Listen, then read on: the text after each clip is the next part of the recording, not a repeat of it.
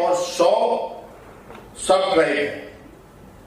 एक ट्राइब दूसरे ट्राइब से अपनी भाषा में बात नहीं कर सकता है। तो ये हमारे हिंदी राजभाषा का एक यूनिक मिसाल है।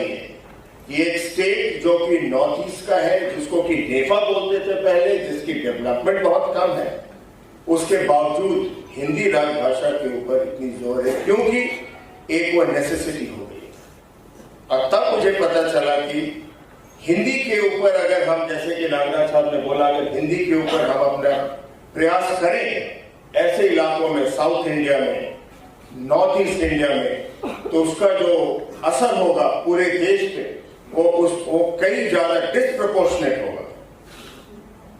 हिंदुस्तान आर्मी में आपने मद्रास रेजिमेंट का जिक्र किया, उसी के साथ पंजाब रेजिमेंट भी है, मराठा रेजिमेंट भी है और प्रकार के रेजिमेंट है। लेकिन एक भाषा जो भारतीय सेना में इस्तेमाल होती है वो है हिंदी। हर चीज, चाहे वो हम लड़ाई के दौरान, मुझे कारगिल की लड़ाई में मैं मेजर था और बैटल ऑफ टाइगर हिल में मुझे हिस्सा लेने का मौका मिला। उस समय जो भी हिदायतें हमने दी अपने, ये मैं कुछ दिन पहले एनपीटीआई में मैं टॉक दे रहा था, तो हिदायतें तो दी, सो दिल से हर एक चीज हिंदी में ही निकल रहा था। लेकिन यहां पे मैं सुझाव देना चाहूंगा। हिंदी दो प्रकार की होती है। एक हिंदी जो सरल हिंदी होती है, एक होती है जो ज्ञानी लोग इस्तेमाल करते हैं।